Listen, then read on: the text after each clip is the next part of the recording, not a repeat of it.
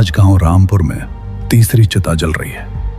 3 दिन 3 मौतें। लोग कहते हैं संयोग है, पर शमशान के पास रहने वाली बूढ़ी अम्मा कहती है गूंज लौटती है। पहली मौत मोहित, कुएं में गिरा बताया गया। दूसरी रेखा, सांप के काटने से। तीसरी अब सुनील, पेड़ से गिरकर। तीनों में एक बात समान थी, तीनों उस रात पंचायत में मौजूद थे जब ललिता रो रही थी। ललिता ने आरोप लगाया था, उन्होंने मेरे भाई को पीटा, पर पंचायत ने हंस दिया, कहा लड़कों की बात है।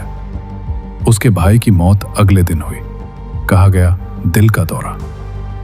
आज ललिता शमशान के किनारे खड़ी है, तीसरी चिता के सामने। उसकी आंखें सूखी हैं, रोना खत्म हो चुका है। हवा अचानक घूमती है, धुआं नीचे की तरफ झुकता है और राख हवा में नहीं उड़ती, जमीन पर गिरती है, सीधे ललिता के पैरों के पास।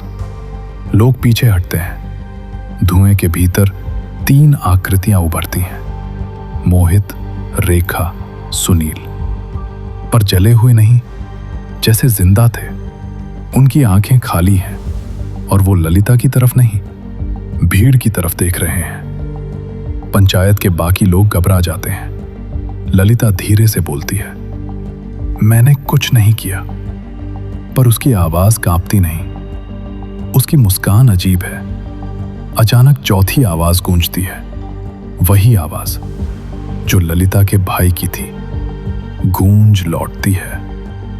भीड़ में से एक आदमी गिरता है, फिर दूसरा, फिर तीसरा। किसी को हाथ नहीं लग रहा, पर सबके गले पर एक ही तरह का निशान उभर रहा है, जैसे अदृश्य उंगलियां कस रही हों। ललिता चिता की ओर मुड़ती है और पहली बार रोती है, भैया बस। तीनों आकृतियां धीरे धीरे राख में बदल जाती हैं।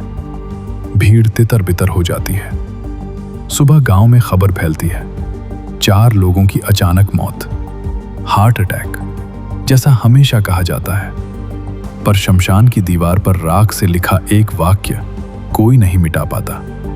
अनसुनी चीख लौट कर फैसला बनती है, और उस दिन के बाद पंचायत में कोई हंसता नहीं।